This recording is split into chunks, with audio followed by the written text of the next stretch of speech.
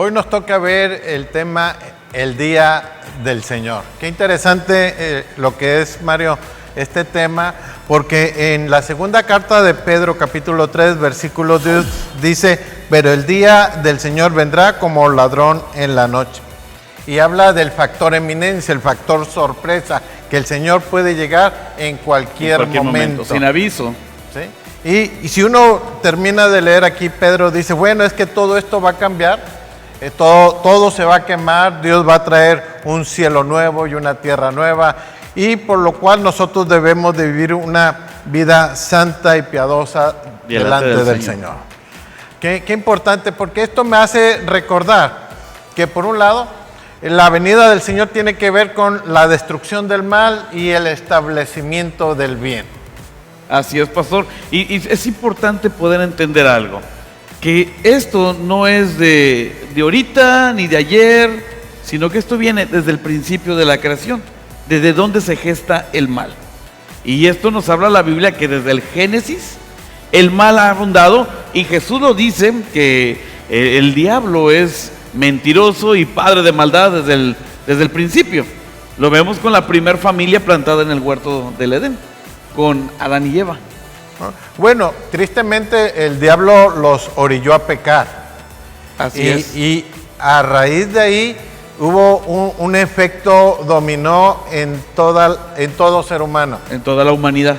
Sí, qué tremendo, porque esto nos ha ido arrastrando, porque si uno lee Génesis, los primeros capítulos, Dios ve, bueno, desde los hijos de Adán y Eva, cómo empieza el homicidio, la violencia, y ya para el capítulo 6, Dios ya está harto de la maldad quiere de la humanidad. Es impresionante, pastor. Y también encontramos, por ejemplo, toda la maldad que viene arrastrando a causa del enemigo, del diablo, de Satanás. Podemos ver también una sociedad que se levanta, donde Dios dice, ¿saben qué? Ya, pues, hacer a un lado a Dios.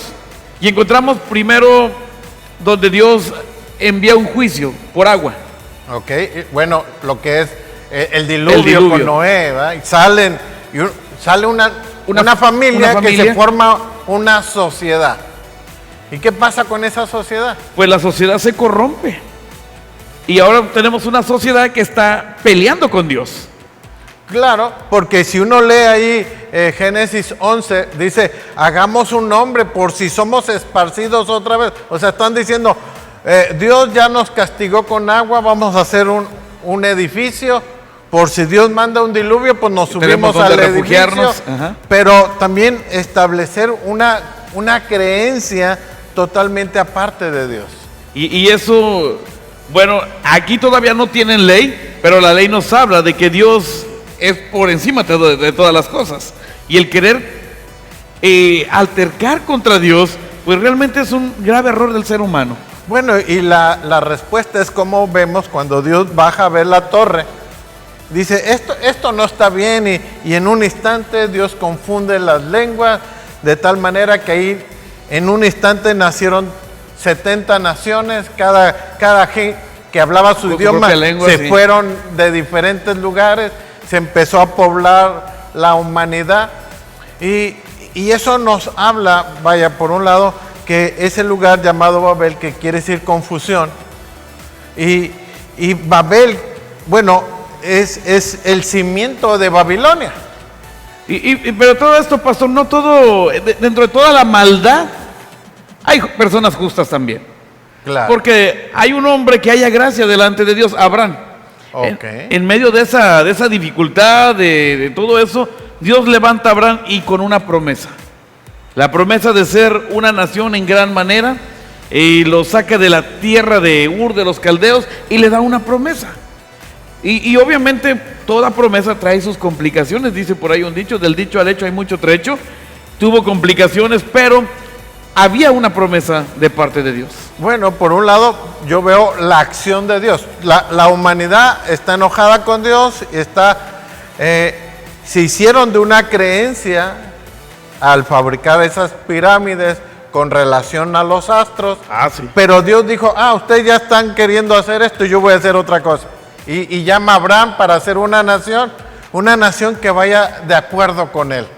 con sus principios, con su enseñanza, con la creencia de un solo Dios que quiere tener una relación con el ser humano. Qué bonito es. Y también ver, pastor, que lo que le toca vivir a Abraham, pues no estamos muy distantes, porque en medio de una creencia como la que menciona usted de los egipcios, Abraham llega a Egipto. Okay. Y con una convicción en Dios, una convicción firme, pero con una opresión fuerte de estar viviendo en un lugar lleno de idolatría, lleno de otras creencias, pero sin embargo lo que Dios había prometido, la convicción firme de Abraham, y vivir en un lugar donde no es su pueblo, no es su lengua y con muchas complicaciones. Abraham en Egipto. ¿Por qué? Porque Babel, fue el primer imperio. Pero Dios viene y los confunde, se dispersan, pero la primer nación con esa enseñanza de Babilonia es Egipto. Sí. Y Babilonia le da toda la enseñanza a Egipto. Egipto tiene su creencia de creerse Dios, porque los egipcios ven al faraón como un Dios. Como un Dios, sí. Pero de repente llega Abraham con otra creencia y se empiezan a entrelazar a partir del Génesis hasta el final de la historia. Hay un mover de Babilonia, pero también un mover del pueblo de Dios. Una mezcolancia ahí. Pero qué interesante, pastor, lo que menciona usted, porque esa creencia de Egipto de creerse Dios, de querer interponer su autoridad, sí la tenían, pero tanto como Dios, pues los lleva a cometer tantas atrocidades como genocidio, esclavitud al mismo pueblo de Dios. Tenemos, por ejemplo, la historia cuando Dios levanta a Moisés, la matanza de tanto niño, por el simple hecho de creerse Dios. En un sentido, lo mismo pasó en el tiempo del Señor, donde el rey Herodes también manda matar a niños. Y hoy en día, tristemente, hay un énfasis de matanza de niños, de bebés. De las voces inocentes, fetos. Sí. ¿Cómo? Todo eso viene desde Babilonia. Toda esa creencia de imponerse sobre los más débiles, de esclavitud. Y al final, pastor, podemos ver como en los tiempos de Faraón son intereses personales hasta el día de hoy.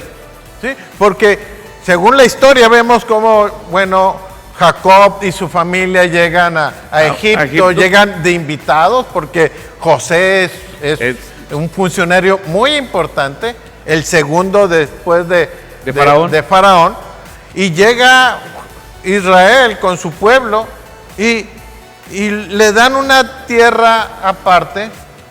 Están en Egipto, pero no se mezcla con Egipto. No, para nada. Y al hablar de intereses personales, pastor, por ejemplo, en Faraón, la esclavitud para levantar, para fabricar tabiques, y hoy en día también son muchos intereses personales. Pero al final podemos ver lo mismo que sucede desde el principio, una sociedad peleando contra Dios.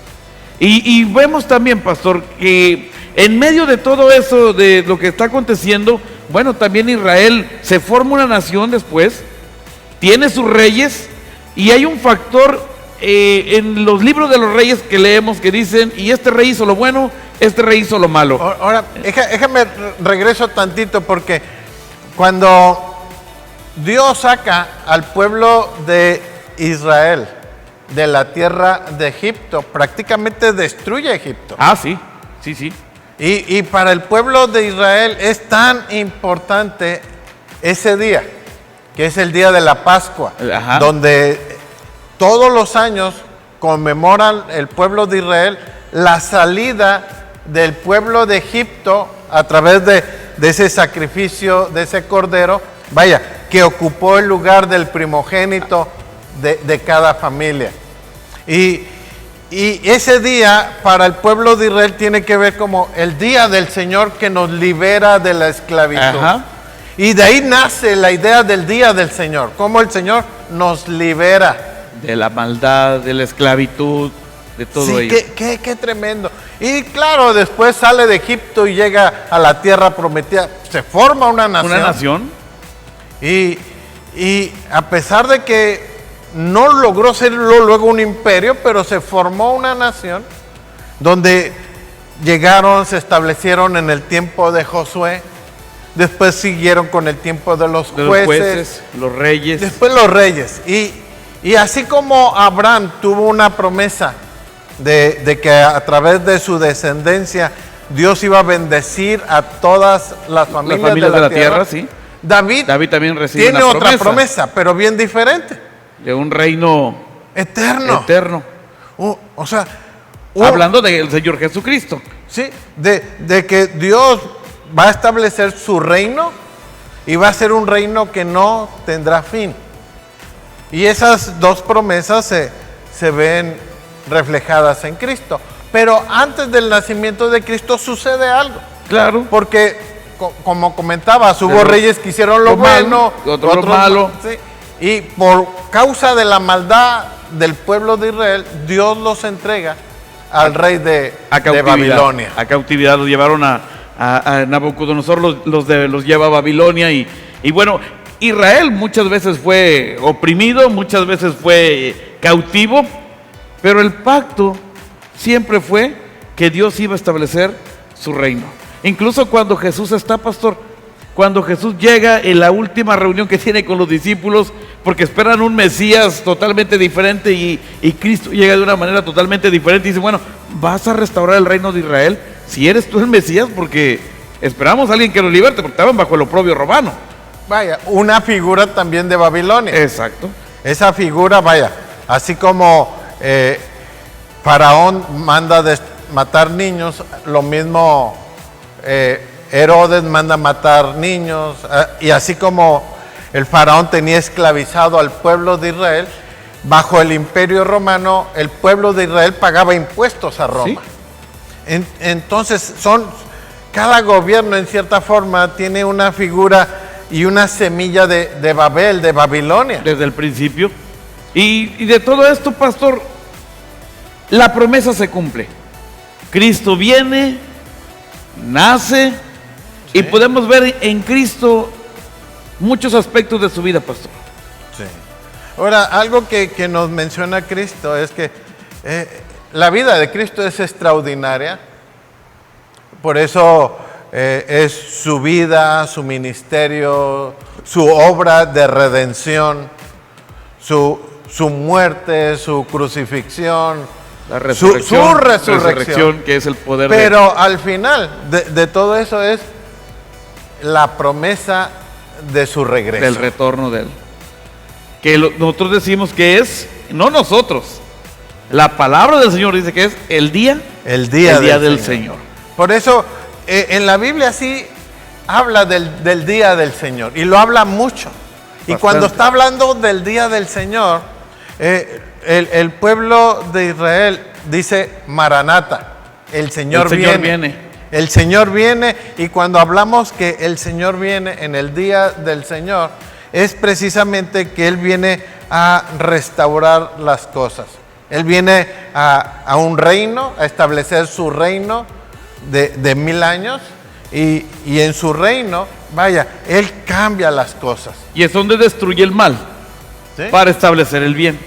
Bueno, cuando hablamos también del día del Señor, es que hoy en día uno dice, es que el Señor viene, y inmediatamente lo asocia con el libro del Apocalipsis, con el juicio final, con tantas cosas.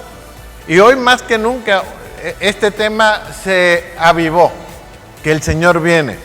Pero algo que nos deja en claro la enseñanza de que el Señor viene, es que desde como aparece en Génesis, Ur de los Caldeos, que es Babilonia, a lo largo de la Biblia encontramos la enseñanza de Babilonia que se revela en contra de Dios, pero lo encontramos hasta en el libro del Apocalipsis. Sí.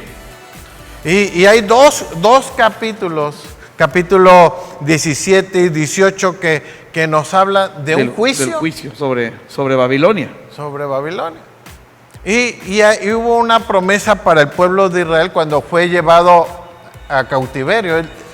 Jeremías dice, van a estar cautivos 70 años.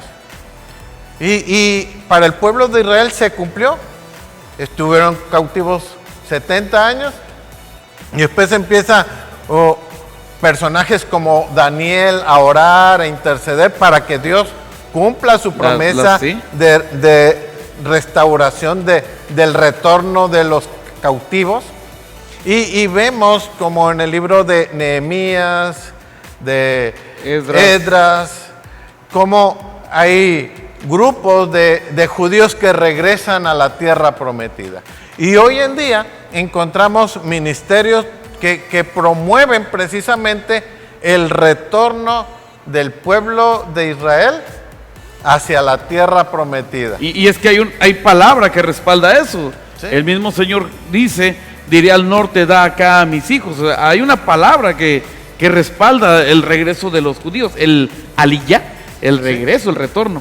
Pero a lo que voy es que cuando el pueblo de Dios empezó a regresar a la tierra prometida y ellos empezaron a restaurar el templo, al mismo tiempo, Dios levantó a ese pueblo que ayudó al pueblo de Israel para destruir en aquel entonces a los babilónicos, que fue el imperio medo-persa.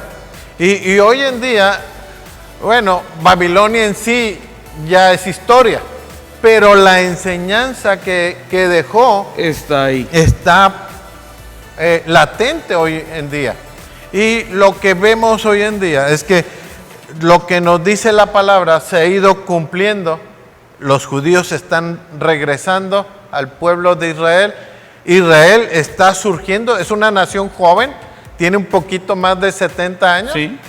Y en 70 años han logrado un avance tecnológico, militar, ciencia, tantas cosas. Medicina, tantos premios Nobel que tienen en muchas áreas, en la tecnología, la ciencia, medicina, en investigación. Muy joven, 72 años, y ha avanzado con gran potencia.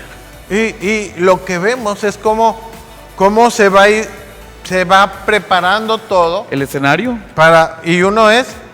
Una cosa es que se levante el tercer templo de Israel, otra cosa es la destrucción de Babilonia, y entre estas cosas es el retorno del rey.